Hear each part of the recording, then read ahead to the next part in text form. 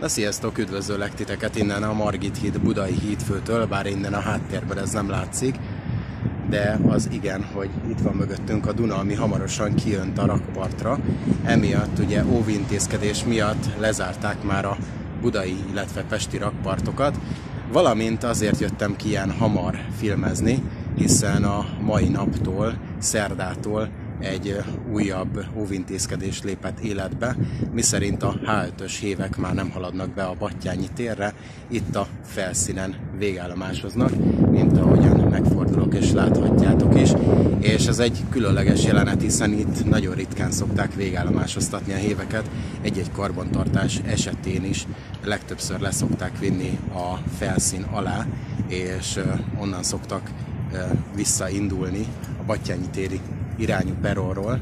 Most viszont ugye erre szükség volt, hiszen vízszint alá megy, és nem akarják kockáztatni sem az utasok, sem pedig a hévnek az épségét. Bár mondjuk a héven már nincs mit félteni, tehát nincsen csere, úgyhogy védeni kell azt is. És ez még nem a végleges vízszint, hiszen 850 cm körül várják, ami azt jelenti, hogy nagyjából még 2 métert fog emelkedni a Duna, és ez nagyjából a hétvégén fog itt Budapesten tetőzni. Nem fogja elérni a 2013-as szintet, de érdemes lesz péntek-szombaton kinézni, hogy akkor mi a helyzet. Aztán szépen lassan el fog vonulni ez. Ugye ennek több oka is van, amit későbbiek folyamán el fogok mondani. Most viszont filmezzük még a héveket ebben a különleges helyzetben.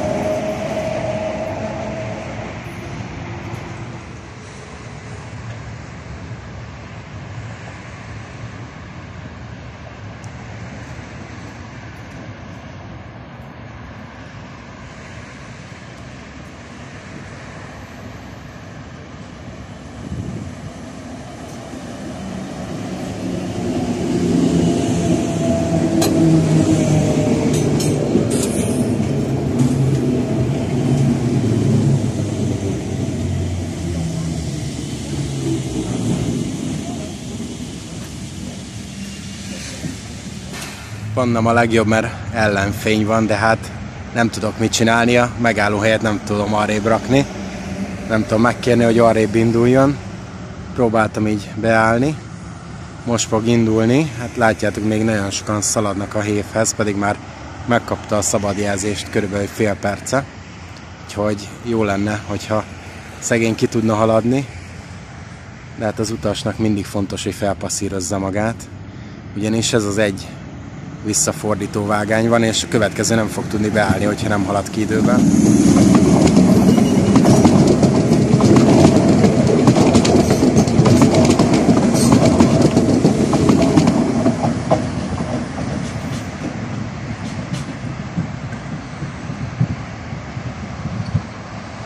Ugye láthatjátok, hogy 30-al járható a váltó, és igazából megosztott útvonalról van szó, gyalogos és bicikli forgalomról, de azért most nem hiszem el, hogy nem tudták volna kizárni innen a bicikliseket, hiszen itt a megállóban crosszoznak át a várakozó utasoknál, ami eléggé zavaró tud lenni, vagy legalábbis lehetne a bicikliseknek annyi esze, hogy amíg még nincsen teljes árhullám, addig lent bicikliznének a rakparton.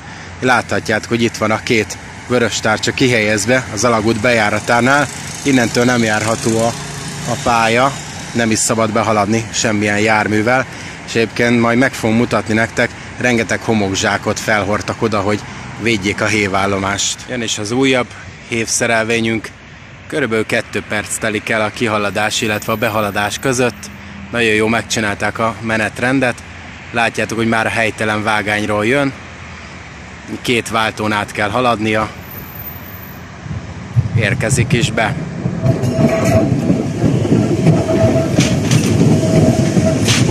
Eléggé rossz megoldás volt a kerítésre rárakni, beleremeg az egész.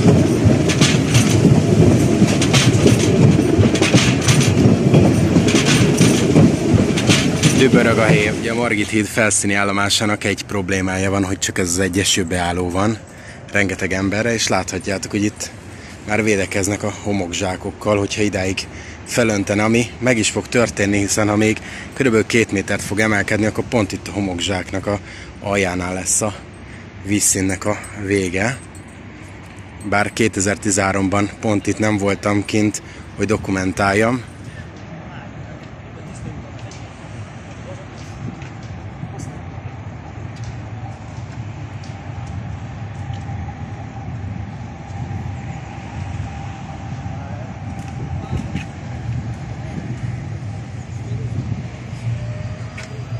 Na és itt a Margit hídnál a rakparton már kint van a víz.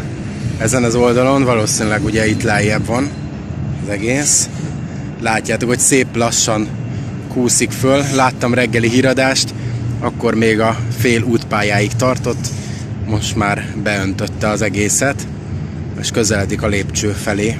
Úgyhogy jön felfel a Duna, folyamatosan emelkedik. A homokzsákokat folyamatosan pakolják, úgyhogy gyakorlatilag itt már készülnek a áradás. Az állomást folyamatosan barikádozzák el homokzsákokkal, hogy megvédjék. És ugye itt is el van homokzsákkal barikádozva, de tök normálisak, hiszen térképpel is illusztrálják, hogy hol van a jelenlegi felszállási helyszín. Látjátok, homokzsákokkal lezárva, meg át is van szalagozva. Aki ezt nem veszi észre, az elég vak. Láthatjátok itt a villamosból is, hogy már kiöntött a Duna. Ugye a cipőket, itt az emlékművet már teljes mértékben elmost a víz alatt van. Rengeteg turista érdeklődik az megáradt Duna miatt. Itt még csak a félútpálya van elárasztva. Úgyhogy közlekedni hajóval ajánlok. És itt vagyunk a Lánchídnál, a Széchenyi István térnél. Nyilván itt a szalagot nem fogjuk átlépni, ezért közeljövök, amennyire lehetséges. Láthatjátok, hogy már víz alatt vannak a vágányok, ezért nem közlekedik a 2-es villamos. Tegnap egyébként még eléggé száraz volt, hiszen Becske Andris is csinált róla videót. Egyébként nem őt jöttem leutánozni, hanem nekem már alapból ez be volt tervezve, már tegnap délelőtt. Aztán láttam, hogy ő is készített róla felvételt. Nem baj, mert többen is megosztjuk. Láthatjátok, hogy hát itt már nem villamos közlekedik, hanem tenger alatt járó. És itt van a 2-es villamos, ami ugye Jászai Mari tér is Széchenyi István tér között közlekedik, és a villamosvezetők nagyon jól csinálják, hiszen nem állnak be teljesen a tábláig, hogy aki föl szeretne szállni, az fel tudjon. Láthatjátok, ilyen zöld festékkel meg is van jelölve, hogy meddig kell kijönni a villamosnak. Van rá lehetőség, és helytelen vágányba indul szépen vissza Jászai Mari tér felé, és azért csörömpöl ennyit a villamos, azért használja a pályacsengőt, mert rengeteg turista letolja és rámennek a vágányokra, hiszen meglátják a szalagot, valamint az, hogy el van árasztva az alagút, és úgy gondolják, hogy nem jár a villamos. Ezt már jön a KCV, Kacsa, és illik is rá a Kacsa jelző, hiszen itt a Duna fölött halad szépen.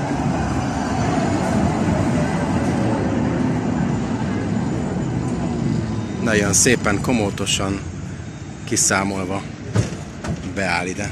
Rengetegen élvezik még ezt a helyzetet, ameddig tudják, hiszen még sétálgatnak lent a rakparton, holott már nem kellene.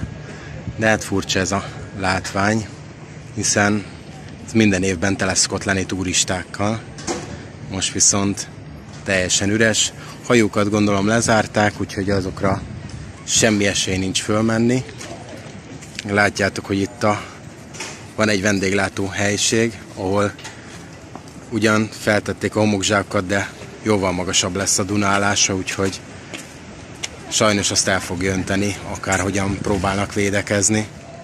És indul vissza Jászai Mari térre, 1353-as Kacsa. majd aztán megint ott lesz a váltás Kossuth tér előtt. Nézd meg, állnak kint a turisták a vágányokon, nem zavartatják magukat. Szerencsétlen villamosvezetőknek sajnálom, kötélből vannak az idegeik. Ugye ezt kibírják.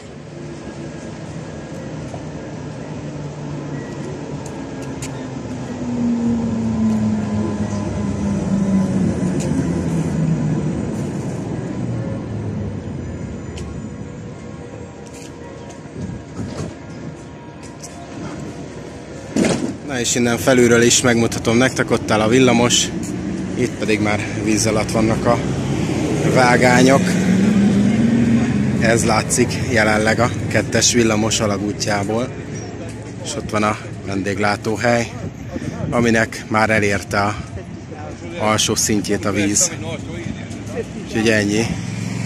De rengetegen kihasználják ezt a lehetőséget, főleg, hogy 25 fok van, kiülnek ide mellé, tök jótokat beszélgetnek, úgyhogy senki nem bosszankodik, mindenki élvezi ezt a különleges látványt. Persze ezt csak Budapesten nézik az emberek jó szemmel és érdeklődéssel. Nyilván más a helyzet olyan vidéki településekkel, a Dunakanyarban, vagy akár a Duna mentén, ahol gyakorlatilag házakat veszélyeztet ez az áradás.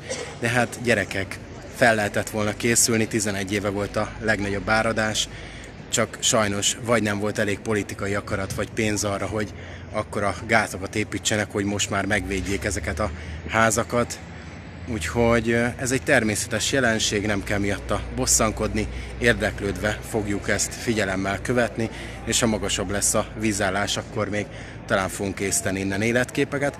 Én megköszönöm innen a figyelmet, egyébként rosszabbul jártak a csehek, meg az osztrákok, meg a lengyelek, hiszen ott már helikopterekkel kell menteni az embereket, úgyhogy nagyon sok ilyen felvételt láttam, őket nagyon sajnálom, és reméljük, hogy azért itt jobban fel leszünk készülve az egész helyzetre. Tényleg hatalmas pacsi azoknak, akik itt a védekezésben dolgoznak, és éjnap alá téve gyakorlatilag védik a településeket. Megvárjuk, még levonul ez az árhullám, ami ugye annak köszönhető, hogy nyáron azért nagyon forró hónapjaink voltak, és nagyon felmelegedtek a tengerek, tehát ez egy hivatalos szakmai információ. Ugye nagyon felmelegedtek a tengerek, így hatalmas ciklonok alakultak ki az Alpok, illetve Európa szárazföldjei fölött, ami ugye hatalmas esőzést hozott, főleg Ausztriába, ahol hetek óta szakad az eső, és ennek köszönhető, hogy ez lezúdult az Alpokból, és elérkezett ide hozzánk is. Úgyhogy hát várjuk a végét, köszönöm szépen, hogy megnéztetek a videót, hogyha tetszett, akkor mindenképpen lájkoljátok, iratkozzatok fel a csatornára, és találkozunk legközelebb is, azaz holnap. Innen búcsúzom a rakpartról. Ja, nézzétek meg, itt a közúti aluljáró, átjáró is már víz alatt van. Sziasztok!